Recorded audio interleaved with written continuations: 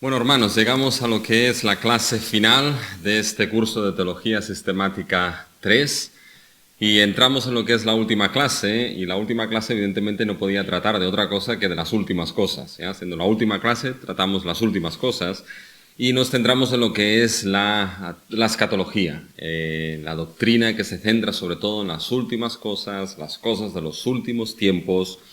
La verdad es que reconozco que ha sido un curso intenso porque hemos ido básicamente y hemos recorrido desde todo lo que es neumatología, la doctrina del espíritu, hemos pasado por lo que es las doctrinas que se aplican a nuestra vida como creyentes, hemos pasado después por ciertos aspectos de eclesiología, llegamos ahora a la escatología. La verdad es que es denso porque hay mucha cosa para explicar, y evidentemente pues tiempo reducido para ello. Pero bueno, espero que al menos las ideas básicas les hayan quedado centradas, las ideas básicas les hayan quedado claras, y junto con las clases y el libro y las lecturas que les he recomendado, pues al menos puedan tener lo que es una plataforma, que esa es la intención, tener una plataforma, tener un fundamento sobre el cual ahora ustedes puedan seguir trabajando y avanzando en sus estudios, que les animo a esto. Ya el Campus 415 permite establecer una base importante, pero a partir de aquí ahora será ustedes que deberán con esos conocimientos seguir creciendo y seguir avanzando. Vamos a centrarnos en ciertos aspectos, o más bien en un aspecto, diría, de lo que es la escatología. Cuando hablamos de la escatología, la verdad es que hay muchas cosas ahí dentro. Podemos hablar de lo que es el retorno de Cristo, el juicio final, los nuevos cielos, la nueva tierra. Hay una gran cantidad de cosas las cuales evidentemente no podemos centrarnos. Simplemente lo que nos centraremos en esta clase en el día de hoy será en aquellos 3 sistemas básicos que entienden o que intentan explicar lo que son el escatón, los últimos tiempos, los últimos acontecimientos, ¿ya? Pero antes de mencionarlos y de explicarlos, debemos decir que escatología proviene de lo que es una palabra griega, que es el eschaton, que se refiere a último, final. Es una palabra en la cual muchas veces a nivel general el eschaton se utiliza para hablar de alguien que es último, ¿ya? Último en una fila, último en una carrera. Hay una sucesión de elementos y está el primero y el último, ¿ya? Pues a nivel general lo que es la palabra eschaton se utiliza de esta manera, pero de manera mucho más específica lo que es la palabra eschaton pues se utiliza y se asocia para todo lo que es el tema de los últimos tiempos, ya las últimas cosas que sucederán cuando llegue la consumación de esta gran obra de salvación. Y de ahí se deriva lo que es la escatología, es decir, lo que sería el discurso del escatón, el discurso de los últimos tiempos y de las últimas cosas. Pues bien, cuando hablamos de escatología, algo que de manera muy rápida debemos tener presente es que toda la escritura presenta un carácter escatológico. Es decir, toda la escritura presenta un carácter de ir avanzando y progresando hacia el cumplimiento de lo que es el escatón, el cumplimiento de lo que son los últimos tiempos, las últimas cosas, ¿ya? Cuando llegamos a Génesis, en los 2 primeros capítulos de la creación, hablamos de lo que es protología, lo que se le llama protología, es decir, protos, que es primero en griego, logía, lo que es el discurso de las primeras cosas, ¿ya? Por tanto, hablamos de protología, lo que son las primeras cosas, y cuando llegamos a lo que es al final de la historia de la redención, hablamos de escatología, de las últimas cosas. Y ambas posiciones, protología y escatología, se alimentan la una a la otra. Es decir, la protología en cierta manera ilumina lo que es la escatología, ¿ya? Y la escatología, las últimas cosas, nos permite entender, en cierta manera ilumina también lo que es la protología. Si se dan cuenta, visto de esta manera cómo coincide protología y escatología, fíjense que si tuviésemos que definir la historia de la salvación de manera rápida, la historia de la salvación la podríamos definir como de una primera creación a una nueva creación. de un paraíso perdido a un paraíso ganado. Porque cuando vamos a la creación, a los primeros 2 capítulos, si se dan cuenta, nos encontramos ahí lo que es la narración de la creación. En el principio creó Dios los cielos y la tierra. Eso es protología. Cuando vamos al final de la historia de la redención, al capítulo 21, nos encontramos que ahí Juan nos dice, vi un cielo nuevo y una tierra nueva. En el principio creó Dios los cielos y la tierra, y la historia termina con vi un cielo nuevo y una nueva tierra. De la misma manera, si leen Apocalipsis 21 y 22, se van a dar cuenta de que se describe con imágenes de jardín. Y nos vamos a encontrar ahí también lo que es el árbol de la vida y los frutos del árbol de la vida, lo que nos encontramos en el Edén, en lo que es el capítulo 2 de Génesis. Por lo tanto, vamos de un paraíso, de un Edén que se perdió por el pecado del ser humano, a un Edén, a un nuevo Edén que es restaurado por la obra redentora de nuestro Señor Jesucristo. Por tanto, fíjense cómo protología y escatología se relacionan la una con la otra, se iluminan la una a la otra. ¿Y esto qué es lo que hace? Esto lo que hace que toda la historia de la salvación presenta lo que son ciclos de escatología redentora. ¿Qué quiero decir con esto? Esto es para explicar un poquito lo que es el carácter escatológico de todo lo que es la escritura y la historia de la salvación. Todo el progreso, porque sabemos que la historia de la salvación es progresiva, es decir, progresa a lo largo de la historia y el tiempo, y presenta ciclos de escatología redentora, sobre todo en el Antiguo Testamento. Con eso me refiero a lo siguiente. Estos ciclos de escatología redentora es que el progreso de la historia de la redención buscará en todo momento restaurar por redención el ideal de la creación que fue perdido por el pecado del ser humano. Es decir, cuando nos encontramos en Génesis 1 y 2, nos encontramos que ahí se creó lo que es todas las cosas, ¿ya? Y esa primera creación tenía que haber llegado a su ideal escatológico. Es decir, la primera creación, todo el reino de Dios hubiese tenido que abarcar los 4 rincones de la tierra, la influencia del Edén hubiese tenido que abarcar lo que es toda la creación mediante lo que era la fidelidad del primer Adán al pacto con Dios. ¿Ya? Por lo tanto, la primera creación tenía un ideal escatológico que no llegó a asolirse. ¿Por qué? Por el pecado precisamente del primer Adán. Pero después nos encontramos de que Dios no pasa página a esto. A medida que la redención progresa, nos damos cuenta de estos ciclos de escatología redentora. Es decir, la redención, por redención, la historia va a intentar restaurar ese ideal al cual hubiese tenido que llegar la primera creación. Y lo vemos, por ejemplo, cuando vamos a lo que es Génesis 6, 7, 8 y 9, que es la narración del diluvio, que si se dan cuenta en Génesis 6 nos encontramos que viene en cierta manera el anuncio del diluvio.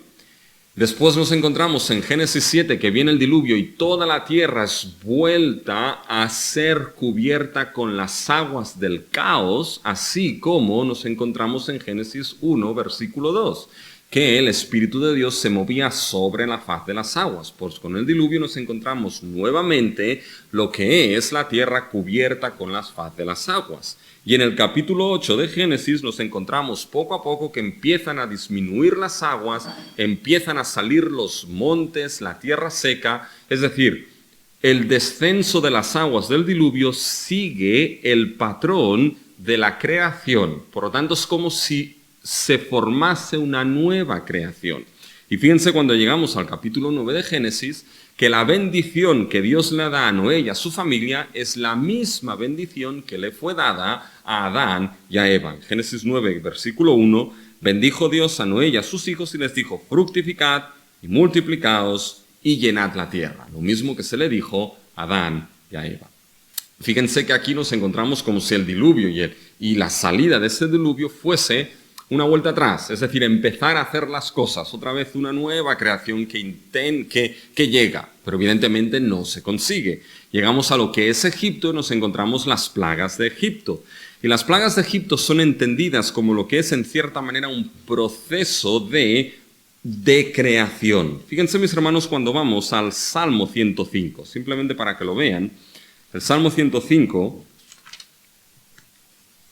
Y fíjense que en el Salmo 105, a partir del versículo 28, se describen lo que son las plagas de Egipto. Dice, envió tinieblas que lo oscurecieron todo, no fueron rebeldes a su palabra, volvió sus aguas en sangre y mató sus peces, su tierra produjo ranas, hasta en las cámaras de sus reyes habló y vinieron enjambres de moscas y piojos en todos sus términos, les dio granizo por lluvias y llamas de fuego en su tierra, destrozó sus viñas y sus higueras y quebró los árboles de su territorio, habló y vinieron langostas y pulgón sin número y comieron toda la hierba de su país y devoraron el fruto de su tierra y dio de muerte a todos los primogénitos en su tierra, las primicias de todo su fuerza. Fíjense que si quieren, en cierta manera, hacer un ejercicio en casa, si se dan cuenta hay algunas plagas aquí en el Salmo 105 que no son mencionadas. Y la primera plaga que menciona aquí el Salmo 105 en el versículo 8 es la plaga de las tinieblas. Envió tinieblas que lo oscurecieron todo. Si piensan en el Éxodo, esta no fue la primera plaga que Dios envió. La primera plaga que Dios envió es que transformó las aguas en sangre. ¿Por qué el autor del Salmo 105 está empezando por la plaga de las tinieblas? No es porque el autor del Salmo 105 se olvidase, no es porque el autor se confundiese de cuál era el orden de las plagas, sino que el Salmo 105 menciona las plagas de Egipto siguiendo el patrón del orden de la creación. Fíjense que lo primero que fue creado en Génesis fue la luz. Y la primera plaga que aquí se menciona en el Salmo 105 es precisamente las tinieblas. Es como si se volviese atrás en el orden de la creación. Por tanto, las plagas es como si fuesen un proceso de decreación y la redención del pueblo de Israel, volviendo a pasar por las aguas, mis hermanos, es como si fuese un acto de nueva creación. El pueblo vuelve a ser en cierta manera hecho nuevo y ese ciclo escatológico, es decir, de recuperar el ideal de la creación perdido, vuelve a encontrarse en lo que es la historia de la redención. Esto nos lo vamos encontrando en diferentes ciclos a lo largo de lo que es el Antiguo Testamento, hasta que llegamos a lo que es el Nuevo Testamento. Y en el Nuevo Testamento, en la teología se habla de que se pasa de escatología redentora, sobre todo lo que vemos en el Antiguo Testamento, que por redención se intenta restaurar ese ideal que hubiese tenido que llegar a la primera creación, a cuando vamos al Nuevo Testamento que pasamos a escatología inaugurada, es decir, el escatón, el ideal escatológico al cual Dios estableció todas las cosas, ese ideal escatológico es inaugurado en el presente. Y es inaugurado mediante la persona y obra de Cristo Jesús y mediante el don, la entrega del don y bendición del nuevo pacto que es el Espíritu. Por lo tanto, la venida de Cristo y la entrega del Espíritu inauguran lo que es ese escatón, esos últimos tiempos en el presente, lo inauguran y serán consumados con la segunda venida de Cristo Jesús. Esto nos da la tensión que yo estoy seguro que aquellos que han pasado por este curso del Campus 415 y que han seguido todo lo que son el curso, yo estoy seguro que les han hablado de la tensión del ya, pero todavía no, y estoy seguro que se lo han hablado porque lo expliqué yo en el curso de Nuevo Testamento. Así que la tensión, mis hermanos, del ya todavía no, es que este escatón se ha inaugurado, pero todavía no está consumado, será plenamente consumado con la venida de Cristo Jesús.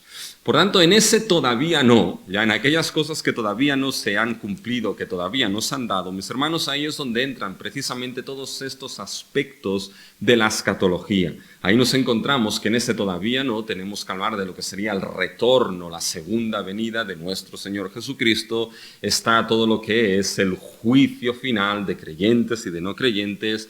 Está también lo que es el establecimiento de los nuevos cielos y de la nueva tierra, es decir, la consumación de toda esta salvación. Por tanto, todos estos elementos que he mencionado, juicio final, resurrección, vuelta de Cristo, nuevos cielos, nueva tierra, son elementos que forman parte, evidentemente, de toda esta escatología de la cual debería hablarse. No vamos a centrarnos en estos elementos, evidentemente, porque si no esto requeriría 3 clases más, pero sí nos vamos a centrar en lo que son, para decirlo así, 3 sistemas teológicos que lo que han intentado o intentan es explicar en cierta manera esos eventos de los últimos tiempos. Es decir, cómo sucederán esos eventos de la venida de Cristo Jesús, del juicio de creyentes y no creyentes, de lo que es la inauguración de los nuevos cielos y de la nueva tierra. Hay tres sistemas teológicos que sitúan o explican básicamente esos eventos del eschaton, de los postreros tiempos. Y la verdad es que no solamente son sistemas teológicos que lo que hacen es explicar esos eventos de los últimos tiempos, sino que en realidad son sistemas teológicos que muestran cómo se entiende y cómo se pone de manera conjunta todo lo que es la historia y el progreso de la historia de la redención. Y esos tres sistemas teológicos, ya que intentan explicar lo que son los eventos de los últimos tiempos, la venida de Cristo, el juicio, la tribulación, los nuevos cielos y nueva tierra, se basan sobre todo en lo que es el concepto de milenio, ¿ya? Lo que nos encontramos en Apocalipsis, el capítulo 20, los versículos del 1 al 5. Así que vamos a leer estos versículos, ¿ya? En Apocalipsis, capítulo 20, y los versículos del 1 al 5, porque esos sistemas teológicos, como les he dicho, se basan precisamente en ese concepto de milenio, ya de ese milenio, si será literal o no, y en función de él, cuando viene Cristo, cuando no viene, etcétera, etcétera, ¿ya? Fíjense en Apocalipsis 20 y el versículo, a partir del versículo 1, que se nos dice: vi un ángel que descendía del cielo con la llave del abismo y una gran cadena en la mano, y prendió al dragón, la serpiente antigua, que es el diablo y Satanás, y lo ató por 1000 años, y lo arrojó al abismo, y lo encerró, y puso sus sellos sobre él, para que no engañase más a las naciones, hasta que fuesen cumplidos 1000 años. Y después de esto, debe ser desatado por un poco de tiempo. Y vi tronos, y se sentaron sobre ellos los que recibieron facultad de juzgar, y vi las almas de los decapitados por causa del testimonio de Jesús y por la palabra de Dios, los que no habían adorado a la bestia ni a su imagen, y que no recibieron la marca en sus frentes ni en sus manos, y vivieron y reinaron con Cristo 1000 años. Pero los otros muertos no volvieron a vivir hasta que se cumplieron 1000 años. Esta es la primera resurrección. Evidentemente no vamos a tocar todos los detalles de ese texto, pero si se fijan hay una referencia temporal que va apareciendo, que es la referencia básicamente de 1000 años, 1000 años, 1000 años. Y eso es lo que se ha considerado el milenio. Y a partir de esta referencia del milenio se han generado lo que son estos tres sistemas teológicos que intentan explicar, como he dicho, esos eventos postreros, esos eventos del escatón en relación a ese milenio descrito aquí en Apocalipsis 20. Y el primer sistema teológico que intenta explicar lo que son esos eventos ya de los postreros tiempos es el sistema teológico que se conoce como el amilenarismo. El amilenarismo básicamente describe que estos versículos que hemos leído, sobre todo hasta el versículo 10, el amilenarismo entiende que esto se refiere al tiempo presente de la Iglesia. Es decir, el tiempo que la Iglesia ya en el presente está viviendo. Un milenio que en cierta manera ya ha sido inaugurado por la primera venida de Cristo Jesús. Y en este tiempo, el amilenarismo entiende que Satanás es reducido en el tiempo presente, es decir, en el tiempo de la Iglesia, y esta reducción en cierta manera de Satanás, lo que aquí se nos describe en el versículo 2 y en el versículo 3, y prendió al dragón, la serpiente antigua, que es el diablo y Satanás, y lo ató por 1000 años, y lo arrojó al abismo y lo encerró, entiende que básicamente aquí Satanás es prendido de tal manera que esto lo que supone es una expansión de la predicación del Evangelio. Los que reinarán con Cristo, ya aquí en el milenio, los que son descritos como aquellos que reinaron con Cristo en el versículo 4, ya, y vivieron y reinaron con Cristo 1000 años, ya, aquí en el milenio, el amilenarismo entiende que aquí los que reinaron con Cristo se refiere a esos cristianos que han muerto y reinan con Cristo en los lugares celestiales. Fíjense que ya el propio término amilenio, ¿ya? Es decir, es una negación del milenio, pero ¿en qué sentido? Es decir, el amilenarismo no entiende que haya un milenio o un periodo de 1000 años o un periodo largo, básicamente, en el futuro, ¿ya? ¿Por qué? Porque esto es algo que se entiende que ya se ha inaugurado en el presente. Y esa referencia a 1000 años no es una referencia literal, sino que simplemente es una referencia a un periodo largo o extendido de tiempo. Por tanto, el milenarismo lo que entiende es que en cierta manera este periodo largo de tiempo ha sido ya inaugurado en el presente con la primera venida de Cristo Jesús y que será consumado con su segunda venida.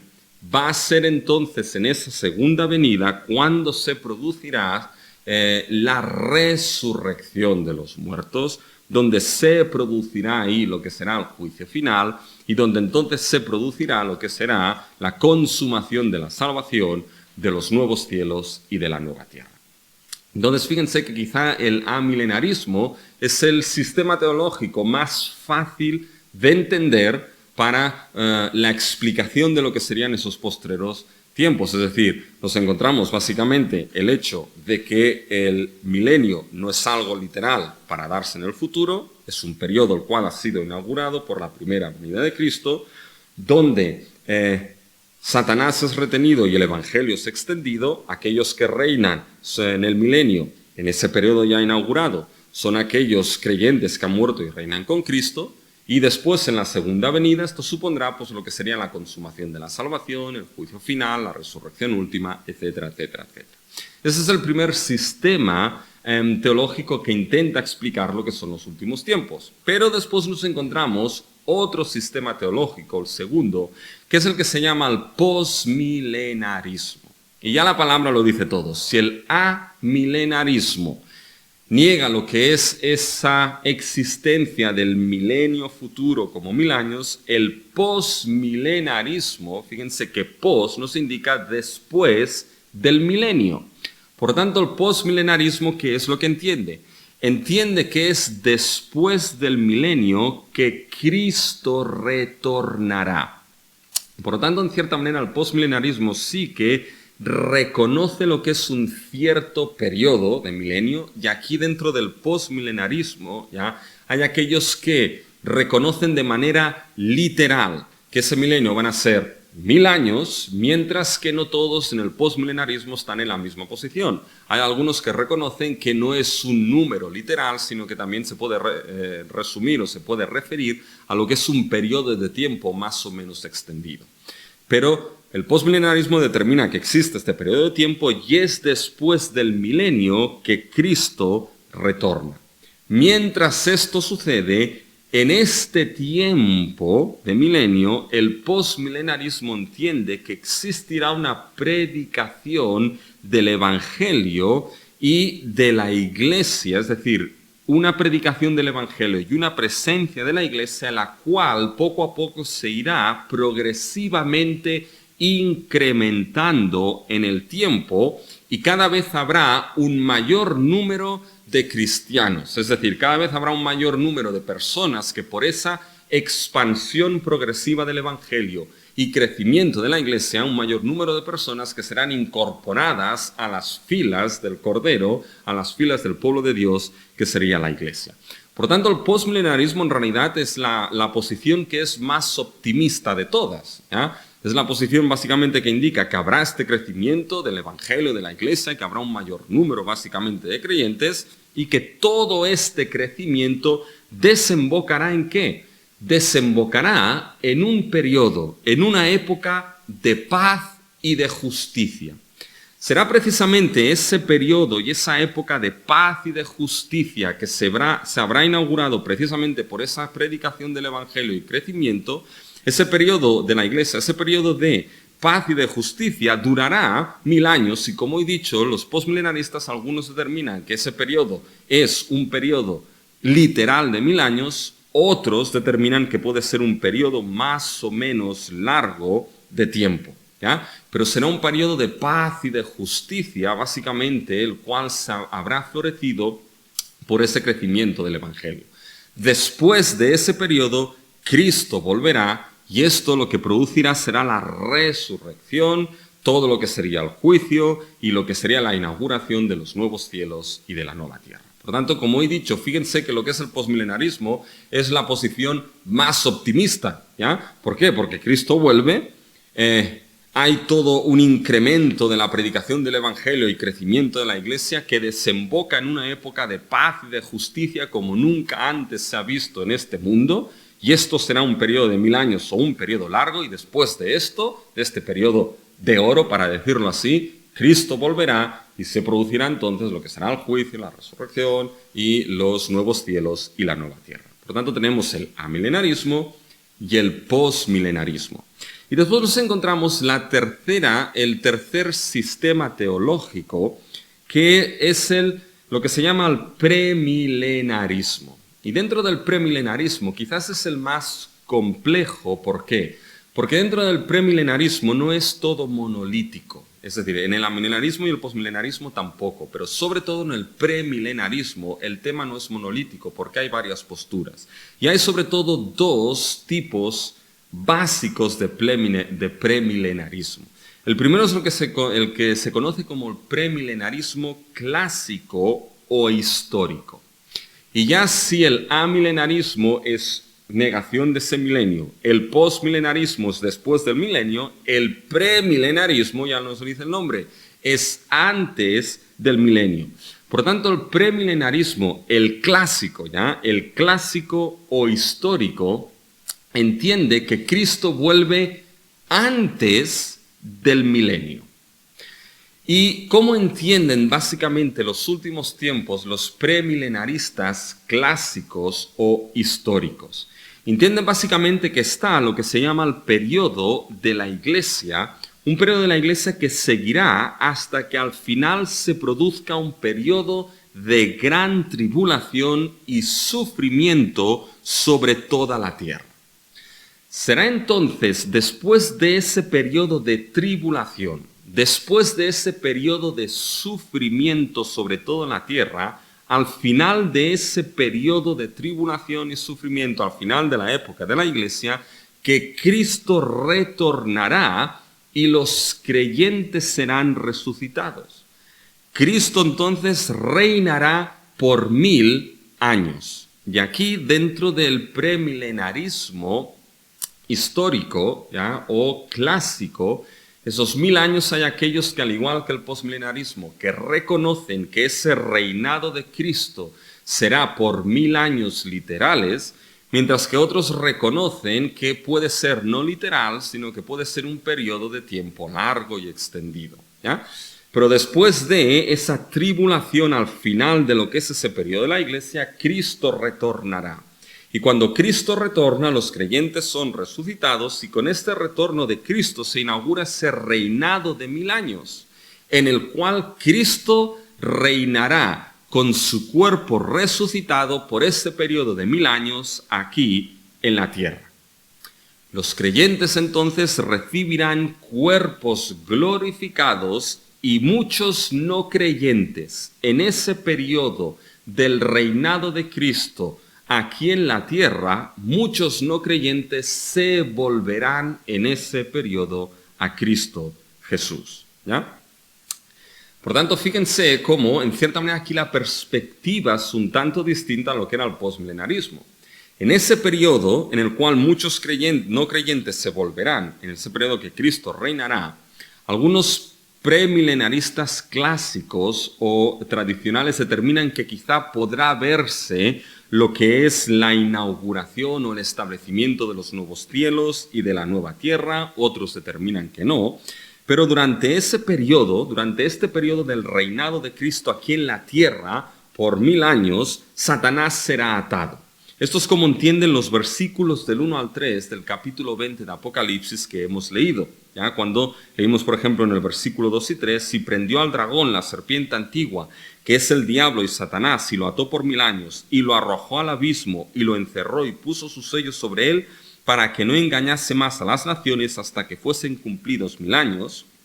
Esto, los premilenaristas clásicos o históricos, a diferencia de los amilenaristas, que hemos dicho que básicamente esto lo entendían como ya inaugurado y en el presente de la historia de la Iglesia, donde lo que es la influencia de Satanás en cierta manera está atada, retenida para la expansión del Evangelio, los premilenaristas entienden de que eso sucederá con la venida de Cristo, que inaugura en cierta manera este reinado de 1000 años, y será precisamente en ese periodo donde Satanás será atado, será arrojado a este abismo y puesto sello sobre él. Ahora bien, después de ese periodo, después de ese periodo será desatado. Fíjense al final del versículo 3.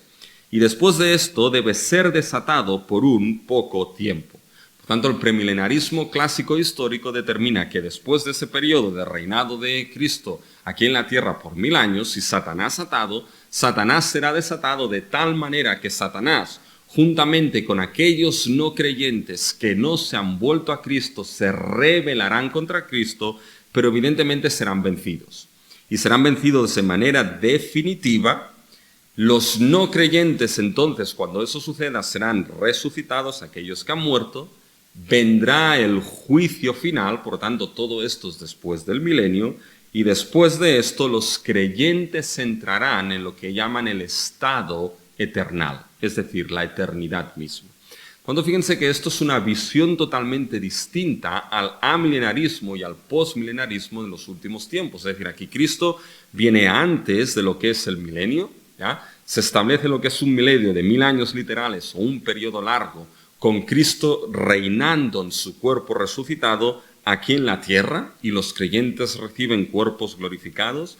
Muchos no creyentes se vuelven a Cristo, y en ese periodo que Cristo está reinando aquí en la tierra, Satanás es atado. Pero después de ese periodo es desatado, hay la revolución última, es vencido, y entonces después de esto es cuando se produce la resurrección de no creyentes, el juicio final y después el estado eternal de lo que son los creyentes. Ese sería el premilenarismo histórico o clásico. Ahora bien, a esto se le puede dar una vuelta de tuerca más, y dentro del premilenarismo nos encontramos lo que se llama el premilenarismo pretribulacionista, que es lo que también se conoce como el dispensacionalismo premilenial, es decir, el dispensacionalismo premilenio en ese sentido. Y esta postura básicamente surgió en el siglo XIX. ¿Y qué es lo que determina este dispensacionalismo premilenio, este premilenarismo pretribulacional? Fíjense que aquí es pre-pre, es decir, es premilenarismo antes del milenio. Por lo tanto, esto ya nos está diciendo que Cristo retorna antes del milenio. Pretribulacional, es decir, antes de la tribulación. Como he dicho, esto aparece sobre todo y se hizo muy famoso a partir del siglo XIX en el Reino Unido y en Estados Unidos. ¿Y qué es lo que determina este dispensacionalismo? Determina que Cristo retornará no solo antes del milenio, sino que también retornará antes de la tribulación. Por eso es premilenarista antes del milenio, pretribulacional antes de la tribulación. Es parecido a ese premilenarismo clásico o histórico que hemos dicho, pero, como he dicho, añade una vuelta de tuerca el premilenarismo pretribulacional. Y esta vuelta de tuerca que ese sistema añade es que añade una venida más de Jesucristo. Es decir, tenemos la primera venida, descrita en la Escritura, clara, tenemos la segunda venida, descrita en la Escritura, clara, pero el pretribulacionismo, es decir, el premilenarismo pretribulacionista, añade una venida más de Cristo, que es la venida previa a lo que es la tribulación. Y esa venida de Cristo es una vuelta, un retorno de Cristo, en cierta manera, secreto, no visible. ¿Para qué?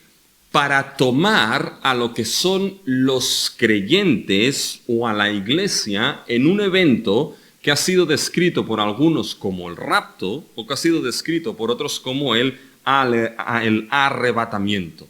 Por tanto, Cristo es la primera venida. Nos encontramos entonces lo que ellos llaman el periodo de la iglesia, y antes de la tribulación, Cristo vuelve de manera secreta. Y en un evento, en un abrir y cerrar de ojos, lo que hace en cierta manera es arrebatar, o se produce el rapto en el cual toma a la iglesia, a los creyentes. Eso se basa ya en 1 Tesalonicenses 4, los versículos del 16 al 17. No voy a entrar en consideraciones de si se puede en ese texto no basar ese tipo de arrebatamiento o ese tipo de rapto, pero básicamente se basa en este texto de 1 de Tesalonicenses, en el capítulo 4 y los versículos del 16 al 17. Dice, porque el Señor mismo con voz de mando, con voz de arcángel y con trompeta de Dios, descenderá del cielo y los muertos en Cristo resucitarán primero. Luego nosotros los que vivimos, los que hayamos quedado, seremos arrebatados juntamente con ellos en las nubes para recibir al Señor en el aire, y así estaremos siempre con el Señor. Por tanto, alentaos los unos a los otros con estas palabras. Sobre este texto y en realidad, honestamente, sobre otros textos, ¿ya?, que quizá pues son a veces cogidos con pinzas, pero sobre otros textos se basa precisamente esa venida secreta de Cristo, que en ese acto del arrebatamiento pues toma básicamente a la iglesia y a los creyentes. Cuando esto sucede, entonces se inicia lo que el premilenarismo pretribulacionista determina como es lo que es la gran tribulación en el mundo. Una gran tribulación que durará 7 años. Y aquí hay debate dentro de lo que es el premilenarismo pretribulacionista. Porque si le damos una vuelta de tuerca más, está el premilenarismo pretribulacionista, que es este que estamos explicando, es decir, que Cristo viene de manera secreta y con el arrebatamiento arrebata a la iglesia antes de la tribulación, pero es que está también el premilenarismo medtribulacionista, es decir, Cristo viene antes del milenio, pero no viene antes de la tribulación, sino a mitad de la tribulación. Y ahí es lo que se distingue entre los 3 años y medio de tribulación. Cristo viene a los 3 años y medio, arrebata a los suyos, y entonces se producen los 3 años y medio últimos, que es lo que se define básicamente como la gran tribulación.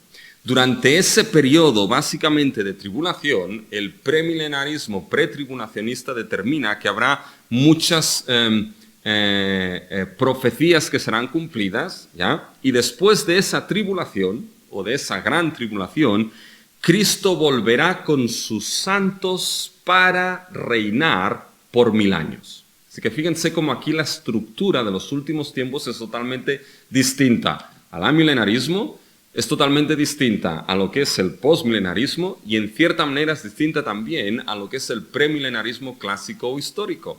¿Ya? Porque aquí nos encontramos que es la primera venida de Cristo, la era de la iglesia, viene Cristo antes del milenio, antes de la tribulación o en medio de la tribulación, termina la tribulación y entonces Cristo vuelve con sus santos y entonces aquí es donde se inaugura el periodo de 1000 años en los cuales Cristo reinará. ¿Ya? En ese periodo de 1000 años, ¿ya?, Satanás en cierta manera, la rebelión, será derrotado y después de esa rebelión y de esa derrota se producirá la resurrección de no creyentes, el juicio final y los creyentes entrarán en el estado eterno final. Ese final en cierta manera es igual que el premilenarismo clásico o histórico. Después de que Satanás es vencido, los no creyentes son resucitados, viene el juicio y los creyentes entran en el estado eternal. En cierta manera, un tema que quizá no nos toca ahora, pero ese tipo de estructura, sobre todo en el premilenarismo pretribulacionista, surge de que el dispensacionalismo mantiene una gran diferencia y distinción entre lo que es Israel y la Iglesia. ¿Ya? Israel y la Iglesia son dos cosas distintas en el dispensacionalismo y por lo tanto todas las profecías, las cuales son en el Antiguo Testamento destinadas y dichas a Israel, son profecías que tienen que cumplirse para Israel. De tal manera que en el periodo de la Iglesia, cuando la Iglesia es sacada por ese arrebatamiento, Dios vuelve a iniciar su trabajo para Israel y a cumplir o a llevar a cumplimiento esas promesas que le hizo a Israel, que solamente son para él según el dispensacionalismo. Por tanto, fíjense que estos son los tres grandes sistemas teológicos que intentan explicar lo que es los eventos que sucederán en los últimos tiempos. Fíjense cómo ellos, en cierta manera, todos sustentan lo que es la resurrección de los muertos, todos sustentan el estado final y eternal y glorificación de los creyentes, todos sustentan que al final habrá los nuevos cielos y la nueva tierra, todos sustentan esto. Lo que pasa que la manera de entenderlo y de situarlo, sobre todo del amilenarismo y del dispensacionalismo, es completamente diferente. La verdad es que no hay tiempo para poder evaluar todos estos sistemas. Lo que sí les recomiendo es que en el libro de Grudem lean esos sistemas y Grudem al final hace una evaluación de todos ellos y ya van a ver hacia dónde se decanta básicamente Grudem. Pero mis hermanos, sí debemos acabar de alguna manera con todos estos sistemas teológicos, y si debemos acabar de alguna manera lo que es este curso de Teología 3 en el Campus 415, con todo lo que hemos visto, mis hermanos, podemos acabar precisamente con las palabras de Apocalipsis 22 en el versículo 20 y en el versículo 21, que dice: el que da testimonio de estas cosas dice, ciertamente vengo en breve. Amén. Sí, ven Señor Jesús. La gracia de nuestro Señor Jesús sea con todos vosotros. Amén. Mis hermanos, nuestra esperanza escatológica no se encuentra en un sistema, sino que se encuentra en una persona. Se encuentra en la persona de nuestro Señor Jesucristo, que con su sangre nos compró, resucitó y fue glorificado, está a la diestra del Padre y será nuestro Señor Jesucristo aquel que volverá para llevar a cumplimiento nuestra esperanza escatológica. Por lo tanto, no esperamos en un sistema escatológico, sino que esperamos, y nuestra esperanza está puesta en aquel que dice, ciertamente vengo pronto, y nosotros como su pueblo decimos, sí Señor, ven pronto. Amén. Mis hermanos, que el Señor les bendiga, y espero que este curso de Teología Sistemática 3, con toda la densidad que ha tenido y con todas las cosas que se nos han quedado en el tintero, haya sido de edificación para sus vidas y sea de edificación también para sus iglesias. El Señor les bendiga mucho.